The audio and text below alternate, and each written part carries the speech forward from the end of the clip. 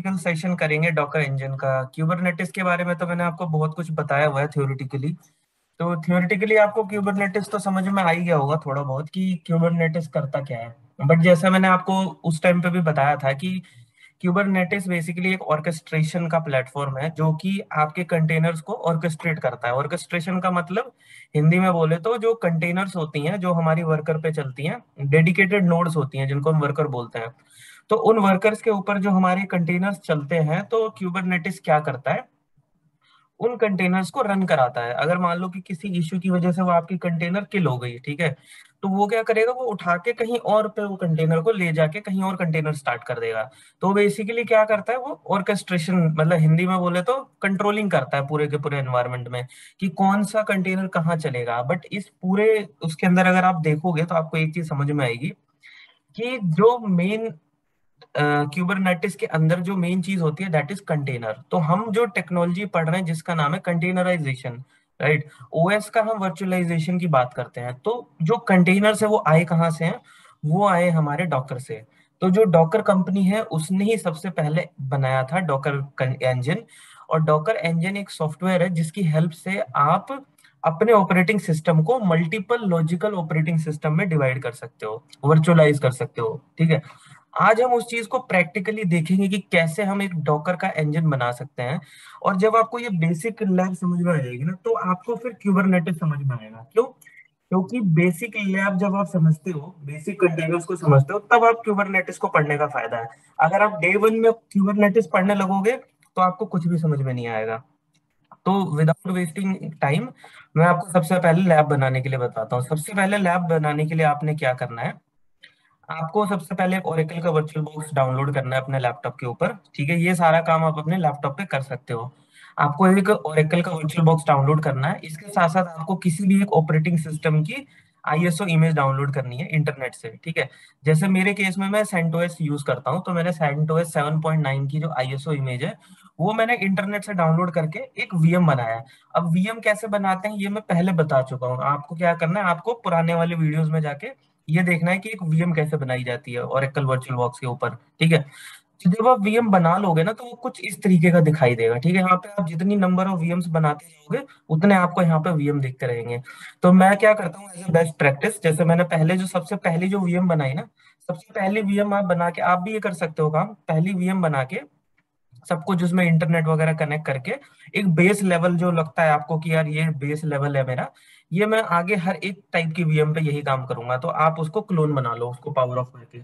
Clone बनाने का फायदा क्या है कि जब आप कल को अपनी मेन जब इमेज में कोई भी चेंजेस करोगे और वो खराब हो जाता है और आपको फिर दोबारा से एक नया वीएम चाहिए, तो आपको फिर पता क्या होता है, आपको ना पूरा प्रोसेस फॉलो करना पड़ता है। प्रोसेस में क्या होता है, आपको पूरा इंस्टॉलेशन करना पड़ता है और वो ना टाइम टेकिंग होता है और बड़ा ही मतलब बोरिंग काम होता है। तो इसलिए आप उसकी क्लोन बना के रख लो, जैसे मैंने बना के रखा हुआ है। तो देखो एक मेरी, मैंने वीएम लास्ट वीक टेस्ट किया था, तो मैंने उसका पहले ही एक क्लोन बना लिया था जैसे ही मेरा इंस्टॉल हुआ था। अब इसका फायदा क्या है कि इसके अंदर ना कुछ भी नहीं डला हुआ है, ये बिल्कुल प्लेन मशीन है और मैं इसमें आपको प्रैक्टिकल करके दिखाऊंगा। तो इस मशीन पे लॉगिन करने के लिए आप अपना जो भी पुट्टी है या जो भी आपके पास टूल्स हैं आप उससे लॉगिन कर सकते हो, या आप डायरेक्टली ना कंसोल पे भी जा सकते हो, ये आपको इसका कंसोल दिखाई देगा। बट कंसोल में देखो इश्यू क्या होता है ना, कंसोल में ना कॉपी पेस्ट करना बड़ा मुश्किल होता है, वहां पे कॉपी पेस्ट होता ही नहीं है। और कमांड्स चलाना ना बड़ा टफ होता है, इसीलिए हम क्या करते हैं, हम पुट्टी यूज करते हैं। तो मेरे केस में मैं एक अलग से टूल यूज करता हूँ, ठीक है, उस टूल को मैं यहाँ पे दिखा रहा हूँ आपको। अभी देखो क्या होता है, इसके अंदर आपको लॉगिन करना होता है अपने यूजर नेम पासवर्ड से। तो ये मेरी वीएम है, ठीक है, ये मेरी वो वीएम है जो मैं यहाँ को आप यहाँ पे मैं आपको दिखा रहा हूँ।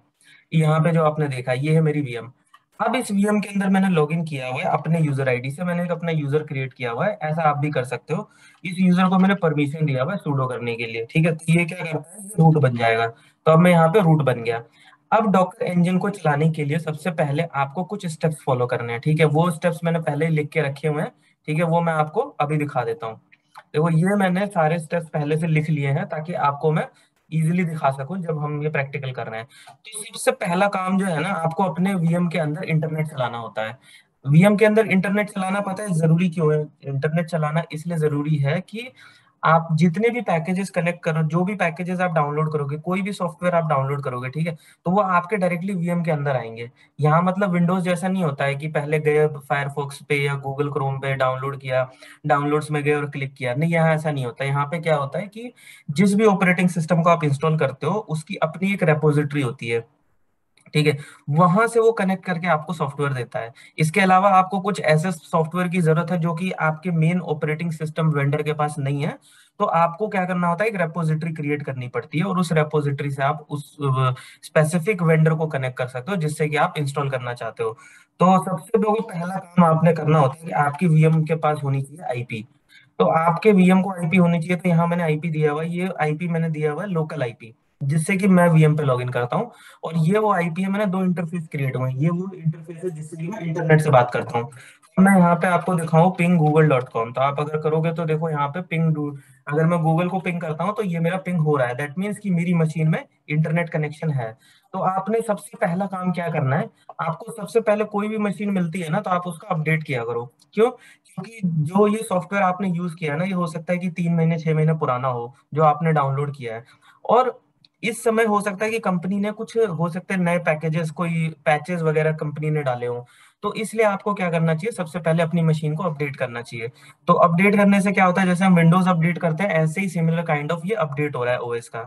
तो ये क्या करेगा, ये सारे पैकेजेस को रिफ्रेश करके अपडेट कर देगा लेटेस्ट वर्जन पे। ठीक है, तो ये 2-3 मिनट लेता है। इसके बाद आइडली तो ये रिबूट मांगता है, बट अभी हम रिबूट नहीं करेंगे। वैसे आप जब कभी भी अपनी मशीन को अपडेट करते हो तो आपको रिबूट करना चाहिए, that is the right way, ठीक है।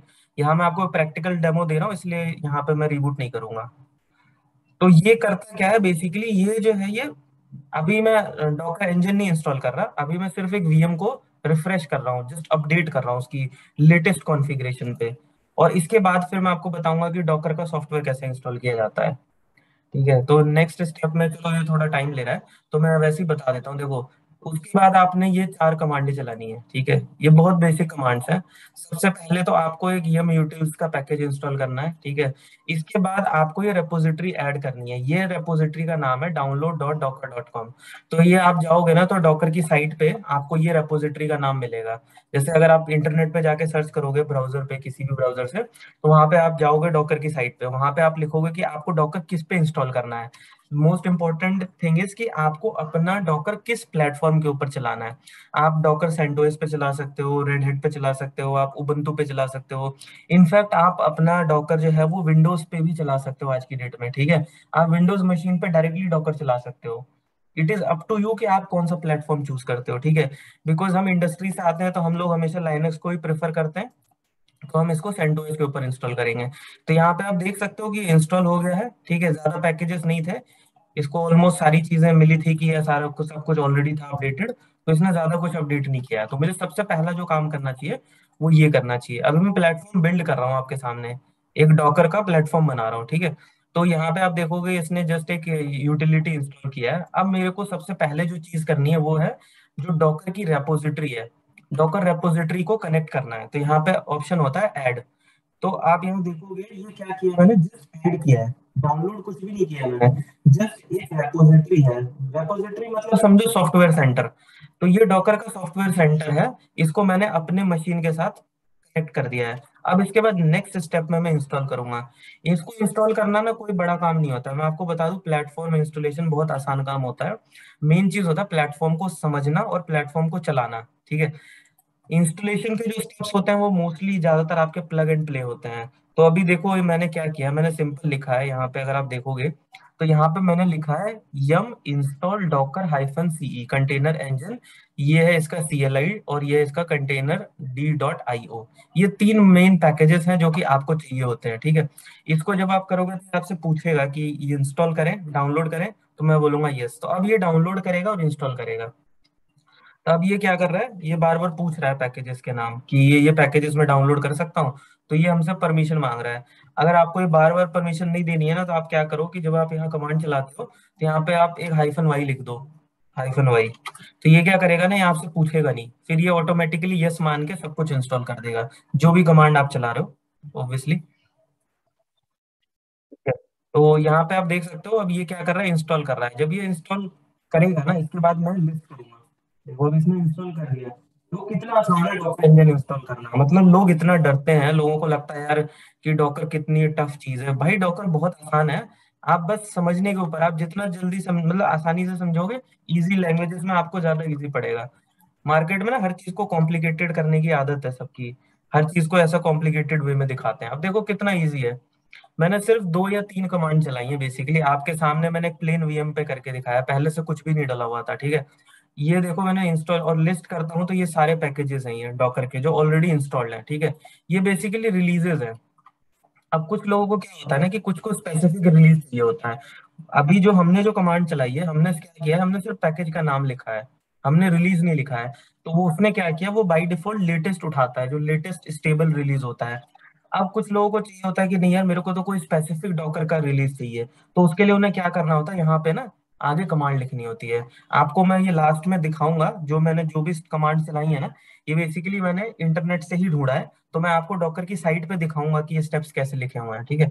ये मैं आपको समझाने के लिए बता रहा हूँ। जब आप कोई भी सॉफ्टवेयर इंस्टॉल करते हो, तो सबसे पहले आपने क्या करना होता है, उसे इनेबल करना होता है। इनेबल का मतलब क्या होता है कि आपने मान लो कोई सर्विस इंस्टॉल कर दी है, ठीक है, डॉकर की सर्विस आपने इंस्टॉल कर दिया है। अब जब आपका सिस्टम रीबूट होगा, तो होता क्या है कि अगर वो इनेबल नहीं है, तो जब रीबूट होती है मशीन, तो सिस्टम जो है वो उस सर्विस को स्टार्ट नहीं करता है। क्यों? क्योंकि वो ये मानता है कि ये रन टाइम सर्विस है। तो अगर आपको टेम्पररी चलाना है और आप ये चाहते हो कि जब आप नेक्स्ट टाइम रीबूट करो तो आपका डॉकर दोबारा से ना स्टार्ट हो ऑटोमेटिकली, तो फिर आप इसको एज एज इट इज छोड़ दो। लेकिन अगर आप ये चाहते हो कि नहीं यार ये तो मेरे को इसको ये चाहिए कि ऑटोमेटिकली अप आ जाए जैसे ही मेरा रिबूट हो मशीन, तो ये आपको इनेबल करना पड़ेगा। ये सर्विसेज हैं। इन 2 सर्विसेज के नाम यहाँ पे आपको लिखने होते हैं, ठीक है, इनको इनेबल करना होता है। इसके बाद ये तीसरी सर्विस होती है जिसका नाम है डॉकर। अब आपको क्या करना है, आपको सीधा स्टार्ट करना है। ये है डॉकर का सर्विस। जैसे ही आप इसे स्टार्ट करोगे, तो या तो ये एरर थ्रो करेगा, ठीक है, या तो ये स्टार्ट हो जाएगा। अब आपको कैसे पता चलेगा स्टार्ट हुआ है नहीं हुआ है? स्टेटस कमांड से। अगर आपको ये चीज देखो यहाँ पे ना इनेबल्ड दिखता है, यहाँ पे आप देखोगे तो ये स्टेट है इसकी लोडेड। लोडेड मतलब इनेबल्ड। और ये वेंडर प्रीसेट डिसेबल्ड है। वेंडर प्रीसेट का मतलब ये होता है कि जब ये ऑपरेटिंग सिस्टम इंस्टॉल हुआ था ना, तब ये डॉकर इसका पार्ट नहीं था। तो इसलिए ये वेंडर प्रीसेट में हमेशा डिसेबल आएगा। कोई भी सॉफ्टवेयर जो आप खुद से इंस्टॉल करते हो, आपकी ओएस से नहीं आ रहा है, तो वो हमेशा डिसेबल्ड में दिखता है वेंडर प्रीसेट में। यहाँ पे आपका आता है इनेबल यूजर। तो यूजर ने कहा कि इस सर्विस को इनेबल रखना है, इसको जब भी रिबूट होगा तो ये अप आना चाहिए। और ये इसका करंट स्टेट है, एक्टिव रनिंग। ये इसका टाइम भी बता रहा है, 6 सेकंड से चल रहा है ये। और ये आपका प्रोसेस आईडी है, अगर आप देखोगे तो ये इसका प्रोसेस आईडी है। और यहाँ पे इसके कुछ मैसेजेस हैं।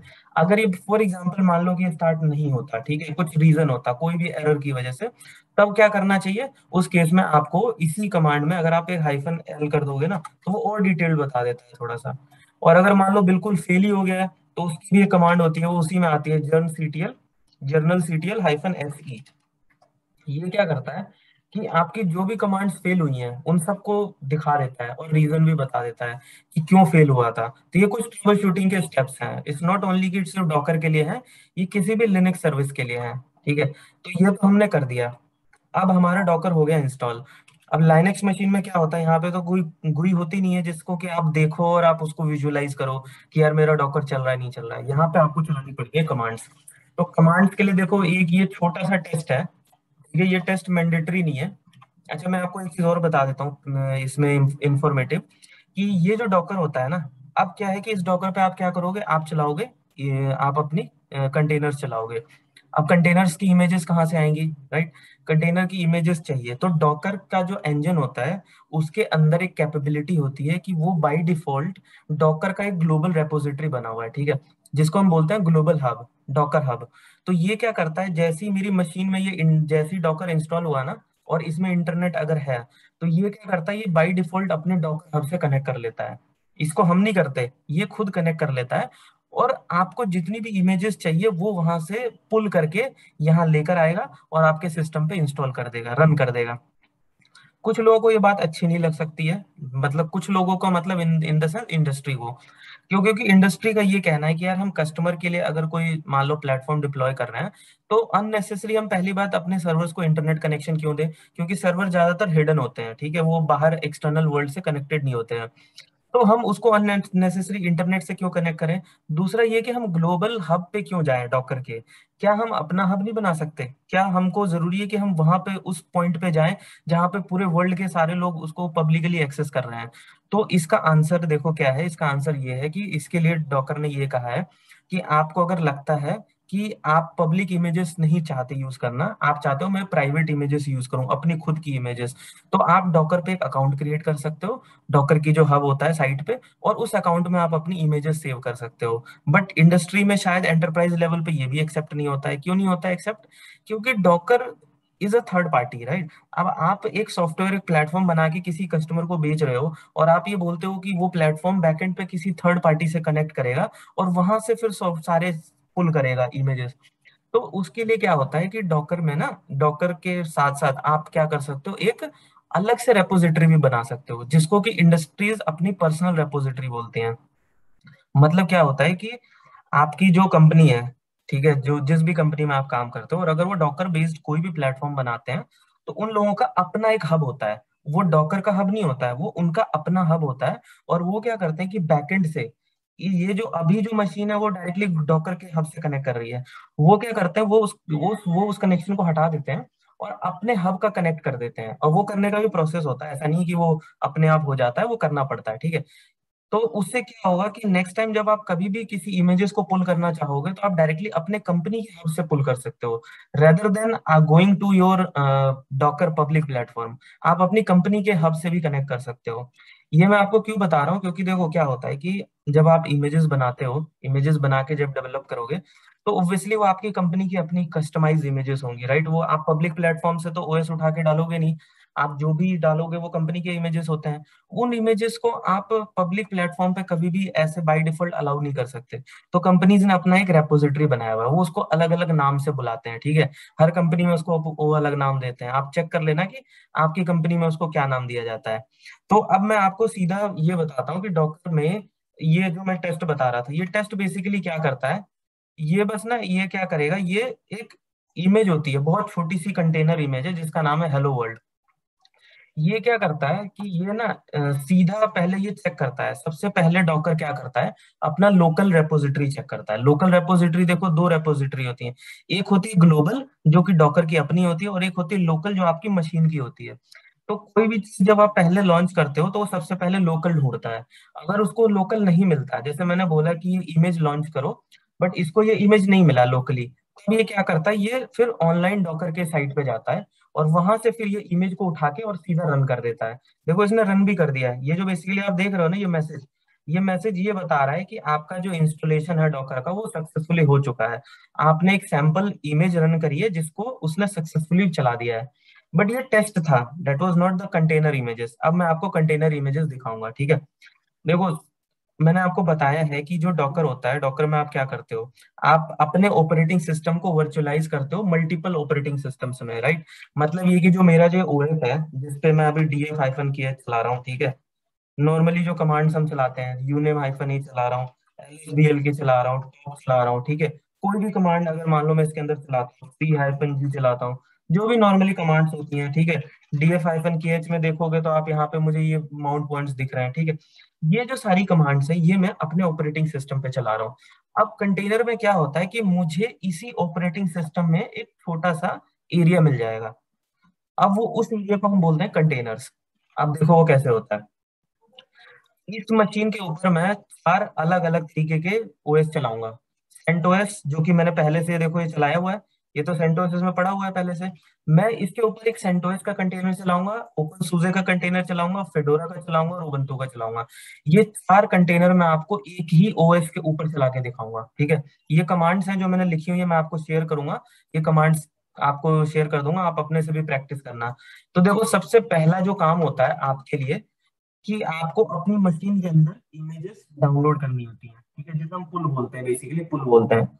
अब वो पुल आप कहाँ से करते हो? अभी इस समय मेरे पास कोई कस्टमाइज पर्सनल हब नहीं है, तो मैं अभी डॉकर के हब से कनेक्टेड हूँ। तो डॉकर के हब में क्या होता है, डॉकर हब में आपको ये इमेजेस अवेलेबल है। तो मैंने क्या किया, सीधा इसको डाउनलोड कर लिया। ये पुल कर रहा है, कमांड है डॉकर स्पेस पुल स्पेस इमेज का नाम। तो इमेज का नाम है सेंटोस। अब ये क्या करेगा, ये पुलिंग कर रहा है, ये डाउनलोड कर रहा है। देखो 75 MB की इमेज है। अब आप सोचो एक टाइम होता था जब आप एक टाइम के अभी भी अगर आप आईएसओ इमेज या डीवीडी देखोगे ना किसी भी ऑपरेटिंग सिस्टम की, वो कितनी बड़ी होती है? 4 GB, 5 GB, 2 GB। और इस समय जो इमेज पुल हो रही है उसका साइज कितना है? Hardly 70 MB, 80 MB, 80, 90 MB। मतलब ये कि कितना छोटा साइज हो गया ऑपरेटिंग सिस्टम का। ये है, मैं दूसरी वाली इमेज पुल कर रहा हूँ, इसका नाम है ओपन सूजे। ये मैं क्यों कर रहा हूँ, मैं आपको ना प्रैक्टिकली 4 कंटेनर चला के दिखाऊंगा। ये ना नाम का एरर मार दिया इसने। इसने बोला कि इस नाम से कोई इमेज नहीं पड़ी हुई है, ठीक है। कहता है कि ओपन सूजे नाम से कोई भी इमेज नहीं पड़ी हुई है, चलो इसको डिस्कार्ड कर देते हैं। नेक्स्ट इमेज में डाउनलोड करता हूँ फिडोरा। या प्रैक्टिकली करना अपने सिस्टम पे ना, तो वो आपको बहुत अच्छी तरह समझ में आएगा। ये मैं आपको तो जस्ट एक दिखा रहा हूँ, एक डेमोन्स्ट्रेशन के लिए। लेकिन आप इसको खुद से प्रैक्टिस करना और आपको बहुत मजा आएगा। और जब आप ये प्रैक्टिस कर लोगे ना, तब हम फिर बात करेंगे और आगे। क्योंकि फिर ना आपके क्वेश्चंस बढ़ेंगे।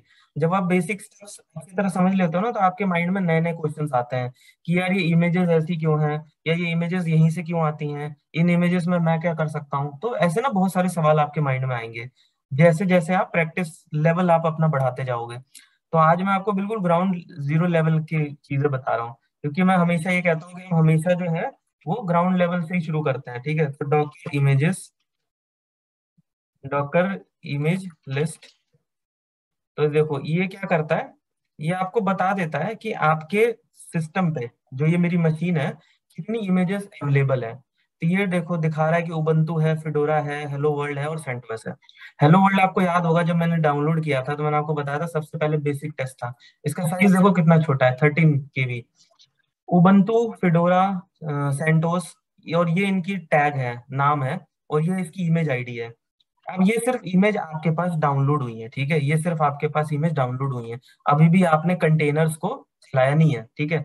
तो आपने क्या करना है, आपको सबसे पहले इसका कंटेनर बनाना है। आपने अभी सिर्फ इमेज बनाई, डाउनलोड करी, आपने कंटेनर नहीं बनाया। तो आपको सबसे पहले इसमें कंटेनर बनाना है। तो जैसे मान लो मैंने कंटेनर बना दिया, इस कंटेनर को मैंने नाम दे दिया, जिसको मैंने नाम दे दिया कृष्णा 1 कंटेनर 1, ठीक है।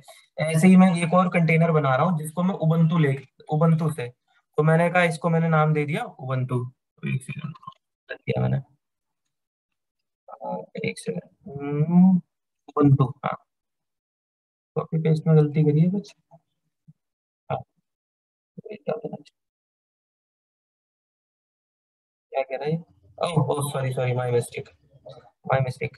देखो जैसे ही मैंने एक रन किया ना, डॉकर रन, तो माय मिस्टेक, ये क्या किया ना, ये मुझे अंदर लेके आ गया सीधा। मतलब जब आप जैसे ही कंटेनर क्रिएट करते हो ना फर्स्ट टाइम, वो सीधा आपको कंटेनर के अंदर ले जाता है। देखो ये आपको कंटेनर के अंदर ले गया, ये root@host1 है। अब मैं अगर इसका यूनियन चेक करूँ ना, तो देखो ये अलग मशीन है। This is not same machine. ये वो मशीन नहीं है जो मैं अभी लॉगिन था जिसके अंदर, देखो ये वो मशीन नहीं है। ये आपका host 1 है। देखो root@host1। अब मैं एक काम करता हूँ, इसका डुप्लीकेट खोलता हूँ, ठीक है। देखो, मैंने इसका एक डुप्लीकेट खोल दिया।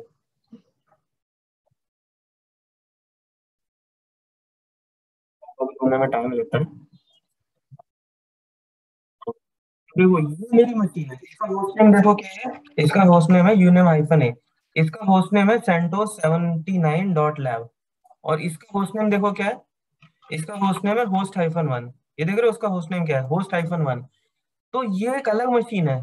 मतलब ये कि मेरे इस बेस मशीन के ऊपर, जो मेरा बेस मशीन है, इसके ऊपर मेरी एक कंटेनर चल रही है। और ये कंटेनर कौन सी है? ये कंटेनर जस्ट मैंने ऊपर कमांड चलाया था ना, देखो सेंटोस, ये सेंटोस का कंटेनर है। अब मैं जैसे इससे अच्छा, इसको चेक कैसे कर सकते हैं ये भी बता देता हूँ। आपको अगर कभी भी ये चेक करना करना हो कि आपका कौन कौन सा डॉकर चल रहा है, मतलब कौन सी कंटेनर चल रही हैं, तो उसकी कमांड होती है डॉकर पीएस, ठीक है। तो डॉकर पीएस क्या करता है, अच्छा ये परमिशन का इश्यू दे रहा है, तो मैं sudo su करता हूँ, रूट। ये मैं रूट पे आ गया। अब मैं ये कमांड चलाता हूँ डॉकर पीएस।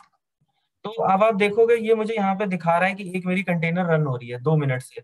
मतलब ये कि अब आप देखो ये कंटेनर है, ये इस कंटेनर की इमेज है, ये कंटेनर की आईडी है, और ये इस कंटेनर का नाम है, और ये इस कंटेनर का अप टाइम है कि ये 2 मिनट से चल रही है कंटेनर। और ये है कंटेनर। पर क्या होगा ना, जैसे ही मैं इससे एग्जिट करूंगा ना, ये कंटेनर बंद हो जाती है। देखो जैसे ही मैं यहाँ पे डॉकर पीएस लिखूंगा ना, ये अब कोई इमेज यहाँ पे मुझे कंटेनर नहीं दिख रहा है, होता क्या है वो ये कंटेनर बंद हो जाता है।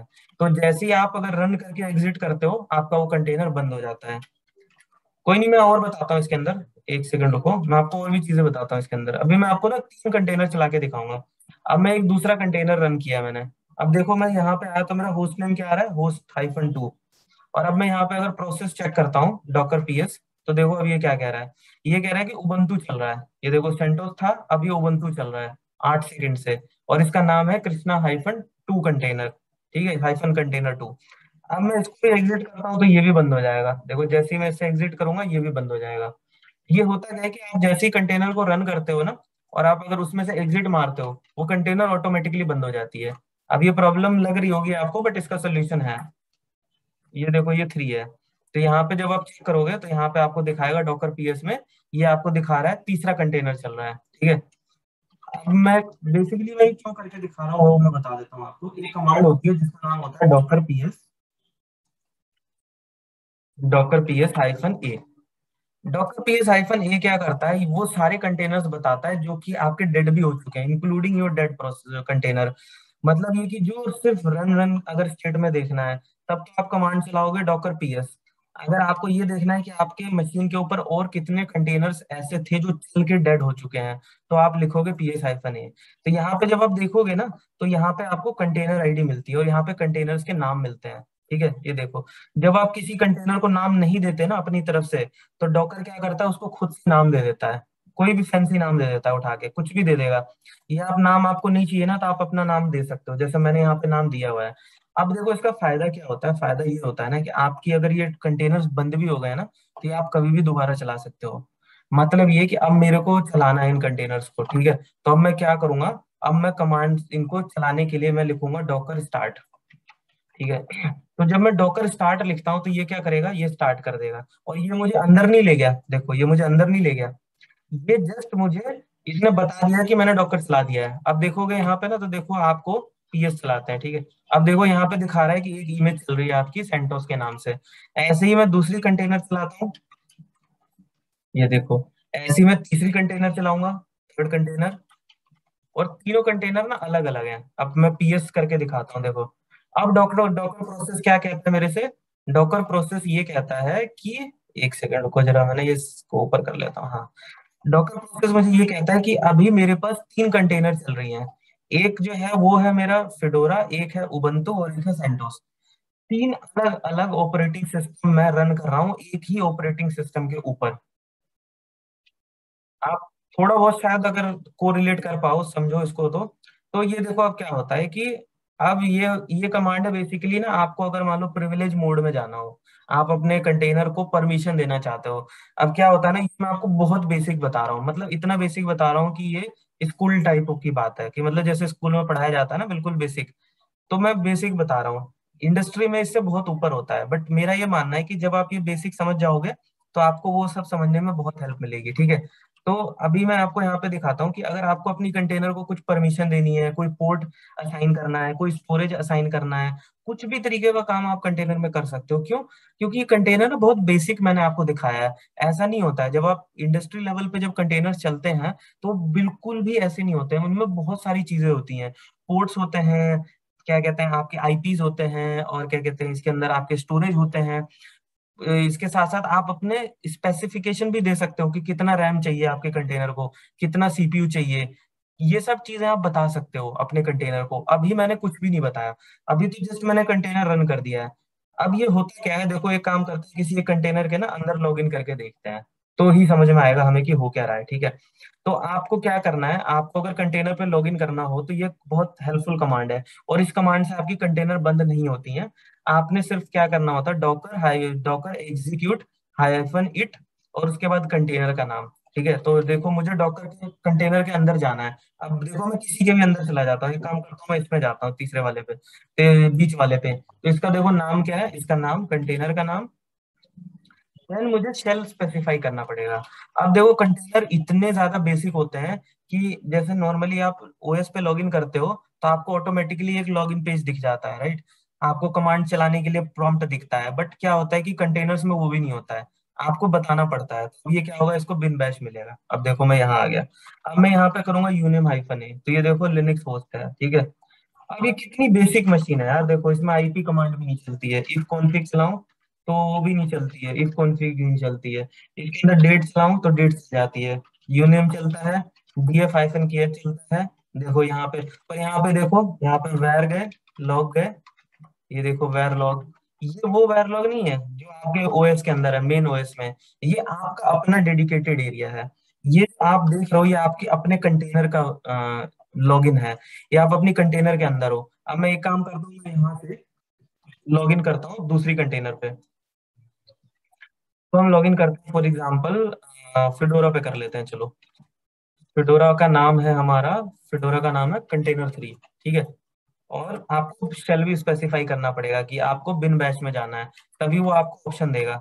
देखो, अब मैं आ गया होस्ट 3। अब यहाँ मैं कमांड चलाता हूँ, यहाँ मैं डीएफ हाइफन केएच करता हूँ, ठीक है। यहाँ पर मैं टॉप कमांड चलाता हूँ, देखो नहीं चल रहा है, डेट चलता है, यूनेम हाइफन ही चलता है, एलएस चलता है, ठीक है। आईपी कमांड देखोगे तो आईपी कमांड नहीं चलता है। तो ये आप जो चीजें देख रहे हो ना, बेसिकली क्या है, ये बहुत छोटी छोटी कमांड चल रही हैं, और ये सब कंटेनर्स हैं आपके। अब आप, एक चीज और होता है, जैसे कि ना कंटेनर्स देखो बेसिकली करते क्या है, अब इसे एग्जिट भी कर सकते हो देखो, और वो बंद नहीं होगा। पीएस हाइफन ए करोगे ना, डॉकर पीएस, डॉकर पीएस, और देखो बंद नहीं हुआ, तीनों कंटेनर चल रहे हैं, बंद नहीं हुआ एग्जिट करने से। क्यों? क्योंकि ये मैंने स्टार्ट किया कंटेनर को। एक स्टार्ट होता है, और जब आप एक इमेज बनाते हो फर्स्ट टाइम कंटेनर की, तो फर्स्ट टाइम जो इमेज बनती है ना, उसके बाद आप उसको स्टार्ट स्टॉप कितनी बार भी कर सकते हो। अब मैं यहाँ से ना कभी भी कर सकता हूँ, मैं डॉकर, और उसके बाद में स्टॉप करना है तो मैं क्या करूंगा, डॉकर स्टॉप कंटेनर का नाम। तो मैं यहाँ पे लिख देता हूँ स्टॉप कंटेनर 2। अब देखो ये क्या होगा, कंटेनर 2 बंद हो गया, देखो बंद हो गया। अब मैं कहता हूँ स्टार्ट, तो अब ये हो जाएगा स्टार्ट। अब ये देखो पीएस, कंटेनर को स्टॉप और स्टार्ट करना ना with in fraction of second का काम है। जबकि आप जब एक वीएम को रीस्टार्ट करते हो तो वो कितना टाइम लेता है, सोचो। वो रिबूट होता है, रिबूट होके अप आता है, कंटेनर को अप आने में 1 सेकंड भी नहीं लगता है। तो ये इसका सबसे बड़ा फायदा है, कभी भी स्टॉप कर दिया, कभी भी स्टार्ट कर दिया। बहुत बेसिक होता है, बहुत बेसिक चीज होती है। तो आई होप कि आपको कुछ कुछ समझ में आ रहा होगा जो मैं बताना चाह रहा हूँ प्रैक्टिकल के अंदर। डॉकर के खुद का स्टेटस चेक करना है, हेल्थ चेक करना है, तो यहाँ से देख लो, डॉकर का स्टेटस देख लो। डॉकर को अगर बंद करना है, डॉकर बंद करना मतलब कि पूरी की पूरी वीएम सब बंद हो जाएंगी, जितने भी कंटेनर चल रहे हैं सब बंद हो जाएंगे। तो बहुत इंटरेस्टिंग चीज बताता हूँ आपको, अगर कंटेनर के अंदर घुसे बिना ही उसमें कोई कमांड चलानी है तो आप कैसे चला सकते हो। उसके लिए ये होता है command, Docker execute hyphen it, और कंटेनर का नाम और जो भी कमांड चलानी है, ये देखो। अब ये इसने मेरे पहले पे चलाया है, ये देखो ये सेकंड पे चला है, ये देखो ये मेरे थर्ड पे चला है। तीन अलग अलग कंटेनर्स के अंदर मैंने डीएफ हाइफन केएस कमांड चलाई है बाहर से, बिना लॉगिन किए। तो मतलब ये कि आप बिना लॉगिन किए भी अपने कंटेनर्स पे कमांड चला सकते हो। तो आप लोगों को ये सेशन समझ में आया? बहुत बेसिक सेशन था, ज्यादा बड़ा नहीं था, बहुत बेसिक था। किसी को कुछ पूछना है इसके अंदर?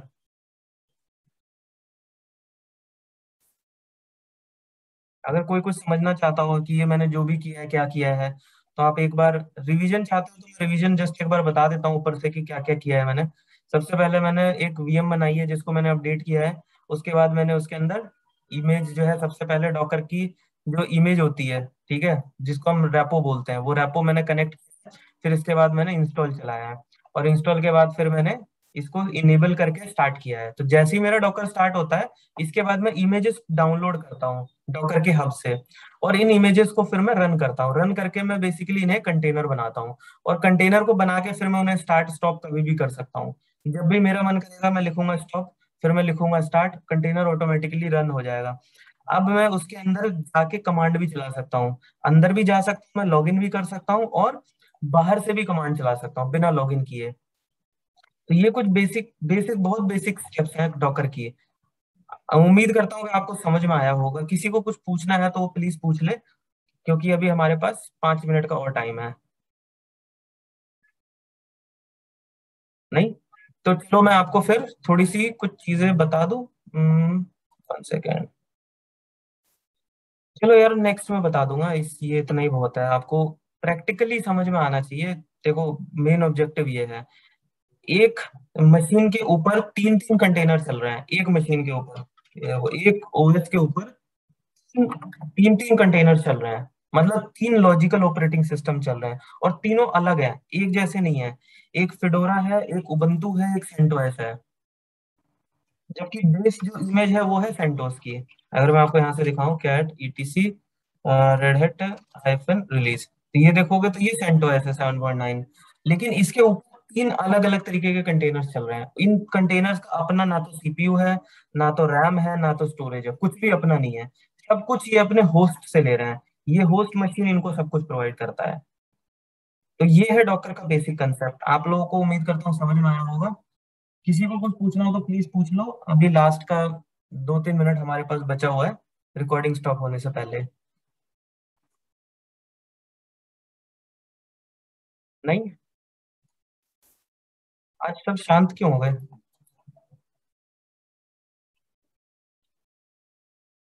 1 सेकेंड, पार्टिसिपेंट्स पे आते हैं। यार आज कोई क्वेश्चन कोई पूछ ही नहीं रहा है, क्या हो गया ऐसा? ऐसा मत करो यार, क्वेश्चन तो पूछो ना। किसी को मतलब या तो सबको समझ में आ गया, या तो किसी को कुछ समझ में नहीं आया।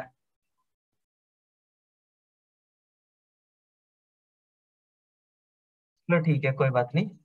आप प्रैक्टिस करो इस चीज की, ठीक है? मैं ये चाहता हूँ आप ये डॉकर कंटेनर अपने लैपटॉप पे इंस्टॉल करो, ठीक है? इसको इंस्टॉल करके आप अपने सिस्टम पे प्रैक्टिस करो, और तब आपके माइंड में क्वेश्चंस आएंगे। और फिर नेक्स्ट क्लास में आप मुझसे वो सारे क्वेश्चंस पूछो, ठीक है? तो इस वीक के लिए मैं आपको टाइम देता हूँ, इस वीक में आप प्रैक्टिस करो। कल आप प्रैक्टिस करना, कल क्लास नहीं करते हैं, ठीक है? और नेक्स्ट सैटरडे को जब हम मिलेंगे तो आप मुझसे क्वेश्चन एंड आंसर पूछो, ठीक है? तो नेक्स्ट जो वीक का सेशन होगा वो हम क्वेश्चन एंड आंसर का रखते हैं, जिसमें आप अपने सवाल पूछ सकते हो डॉकर के। जो भी आपने प्रैक्टिकली हैंड्स ऑन करोगे, उसमें जो भी आपके सवाल होंगे वो हम उनको नेक्स्ट सेशन में देखेंगे। ठीक है भाई। तो आई थिंक इसके साथ हम आज का सेशन क्लोज करते हैं। तो थैंक यू आप लोगों को ज्वाइन करने के लिए। आई होप कि आप लोगों को सेशन में मजा आया होगा, समझ में आया होगा जो भी मैं समझाना चाह रहा हूँ। और हम नेक्स्ट वीक मिलते हैं फिर। चलो फिर, thank you everyone, have a nice day. Okay bye. Okay sir, thank you. Bye. भाई चलो, तुमने ओके तो बोला, समझ में आया तुम्हें? हाँ सर, कुछ आया समझ में थोड़ा थोड़ा। हाँ। देखो मैं तुम्हें बता रहा हूँ, देखो क्या करना है अपने सिस्टम पे, जैसे मैंने बताया ना, एक वीएम बना लो। वीएम में डॉकर हाँ जी, डाल हाँ जी दो, सर। ठीक है? उसके बाद कंटेनर चलाओ। जब तुम कंटेनर रन करोगे ना, तब तुम्हारे क्वेश्चंस बढ़ेंगे, तब तब मन में ज्यादा हाँ, सवाल आएंगे। वही सर, वही थोड़ा जब भी मतलब बेस बनेगा थोड़ा सा, उसको डाल के जब पता चलेगा क्या क्या दिक्कतें आती तो हैं। इसीलिए मैंने ये लैब वाला बताया था। इस लैब में ना अपना लैपटॉप पे तुम बना के प्रैक्टिस कर सकते हो। ये मैं कमांड भी दे दूंगा, ठीक है? इन कमांड्स के साथ ठीक है प्रैक्टिस करना, ठीक है? और कुछ होगा तो ठीक है नेक्स्ट वीक के बाद, नेक्स्ट वीक में हम इसको लेंगे, ठीक है? क्वेश्चंस को हैंडल करेंगे। ठीक है सर। ठीक है फिर, थैंक यू। थैंक यू, मिलते हैं next okay week. Sir, thank you. Okay bye thank bye. You sir. Bye.